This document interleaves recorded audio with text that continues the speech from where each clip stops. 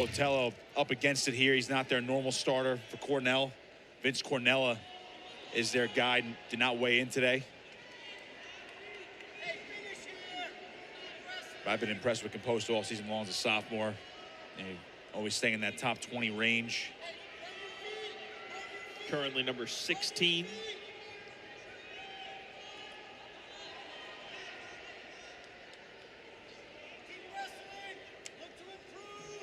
So Composto was in action.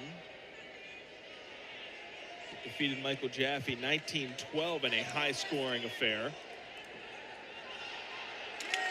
And Composto gets the takedown there to open things up for Penn. Able to stick with it and eventually get behind. It's been a long journey for Composto.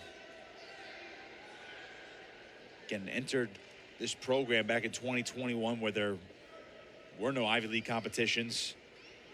His first year on the mat as a freshman in 2022. Goes 22-7 and he finishes 8th place at 141 as an All-American. And then he even wrestled last year. He was repping the PRTC and now he's back in the lineup, and I'm sure he's hunting for the podium once again, but it's one of those guys that you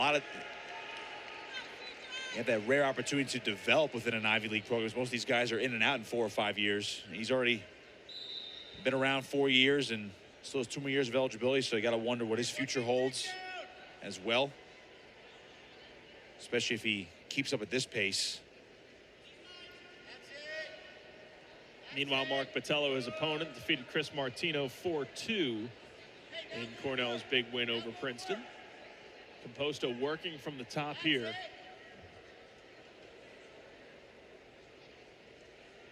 Continuing to stay busy, and you're right, the way that the program has developed, obviously Roger Reyna's return, not news at this point, but the training center and all of the legends that have been around the program coming around and assisting in the development. You've seen really a one-to-one correlation between a lot of these guys taking their next steps and those things happening. I mean, it certainly helps when you have a former multi-time national champion in Mark Hall, or Penn State wrestler in that corner. Every time I come here, I know he's very evident in that corner for Penn. And you got a guy like Joey McKenna trains here at the PRTC as well. Look at this tilt here coming from Composto. He's got talent in and around the room, helping out the guys that are currently on the roster. Composto having a word with the official. 4 for Penn, CJ Composto. We had to finally clear the grips there to get those 4 near fall points. I think that's what he was a little bit upset about. 4 seconds. You saw him clear the one hand out of the way, and he thought he got the count right there, and the referee said, you know, we need to clear it a little bit more there, young man. Again, I can't read the back of the official's head here from our vantage point, but I can only imagine that's why Composto was a little bit of a thrown off there.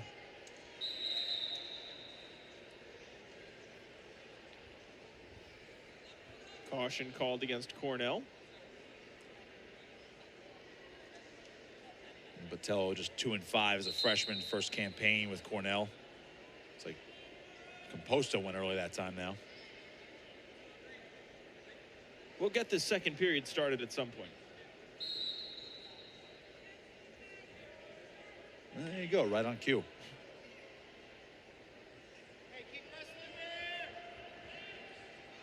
Composto trying to free that arm, does get back up to his feet.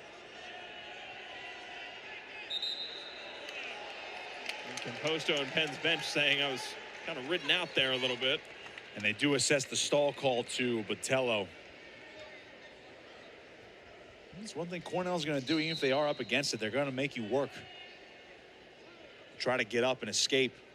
So Botello's not making it easy. He's trying to change positions here, but Composto's a little bit too strong right there, and Botello wisely letting go there to avoid another stall.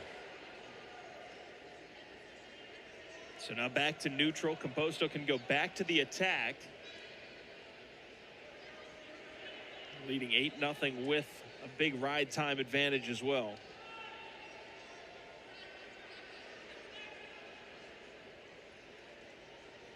Shot in from Botello is going to turn it into a double leg for Composto. Has to step over here with that left leg.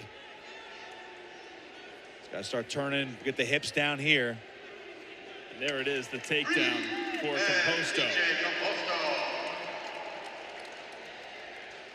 Composto. One more tilt, Joe, and he can get the tech fall.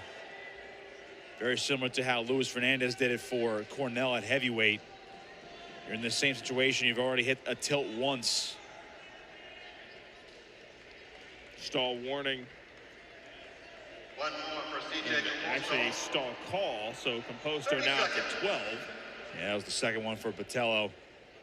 And he's just been stuck. This has been all CJ Composto here at 141 pounds. He's got riding time well over 2 minutes as well.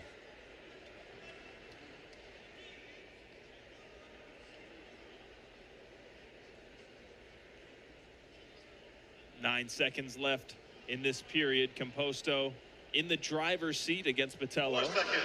3, 2, 1. We head to the third.